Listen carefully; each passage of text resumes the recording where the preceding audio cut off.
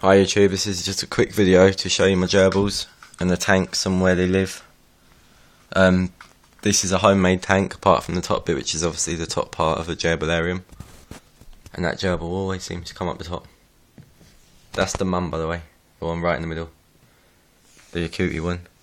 Yeah, it's an 84 litre plastic tub with lockable lids, and the gerbilarium's obviously at the top for their water bottles, which I try to do one bottle for every 2 gerbils, and there's 4 gerbils in here, 1 male, 3 females. The bedding is wood shaped. Sawdust is bad for the respiration system. That's the longest word I've used today. Yeah, anyway, and then half a bag of hay, I think. I'm pretty sure it's hay. Yeah, it's hay, 100%.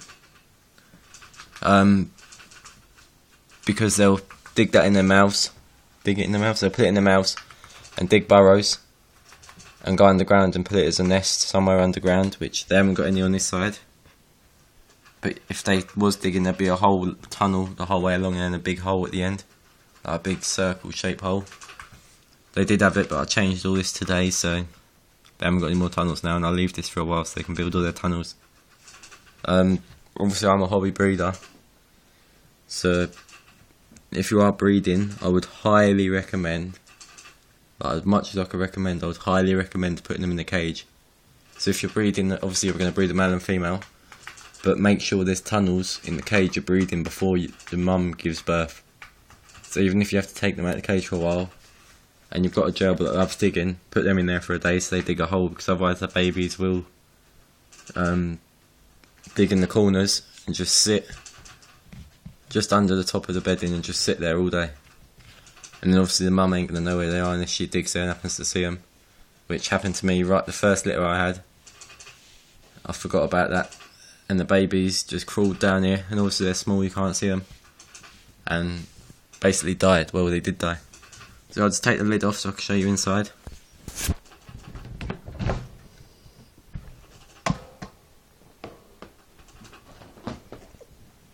So yeah, it's an 84 litre cage, well, container, because it's not a proper pets at home cage. The bedding's about halfway, and they've got loads of toys and chews inside.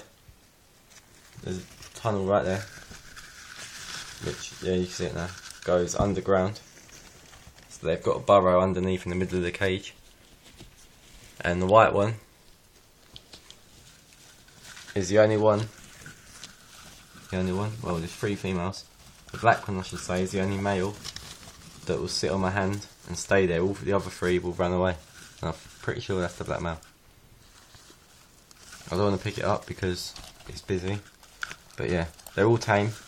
And scatter feeding them, I will go into depth in the video about every single thing to do with gerbils. But just quickly, if you've got gerbils, scatter feed them.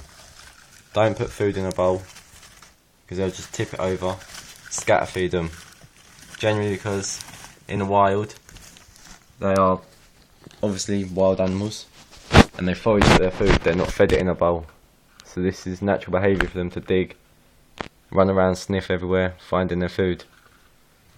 So don't feed it in a bowl, because they will sit there and eat out the bowl, but it's more natural behaviour for the gerbils to scatter feed them. And if you've got gerbils, I'd highly recommend keeping these toilet rolls, kitchen rolls, the insides of them, because their teeth grow throughout their whole life, and if they've got nothing to chew on, they'll starve to death. They'll stop eating eventually and just starve. So I would highly recommend keeping these and putting them in their cage, along with all their other toys, obviously. You want to have, if you've got 1 gerbil, which don't, because gerbils naturally live in pairs or more, but for every gerbil you have, you want to have at least 5 gallons of space per gerbil. So 2 gerbils 10 gallons, 4 gerbils 20 gallons, and so on and so on. Bigger the better, even though sometimes you think smaller can tuck away. It's not good for the gerbils. So I'll just quickly show you the other 6 and then say goodbye.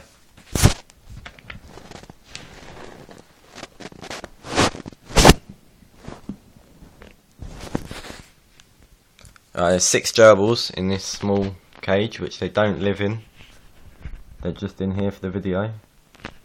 Their cage is roughly the same size as that. It's a little bit bigger because obviously there's 6 of them. But they're in here for the video because they've got loads of tunnels, and it took me about an hour just to get all 6 out of the cage. So I'll just lift the lid off. The water bottle's going through. There is breathing holes all the way along, and the water bottle's in one of the holes at the end, which then is there.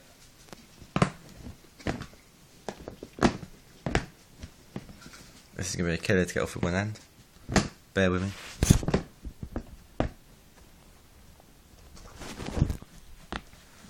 There's the 6 gerbils. They're all babies, and they're all roughly 5-6 weeks old. My favourite one, if I can see him right now without having to put my hand in, is somewhere in there. There he is. It's that one in the corner, because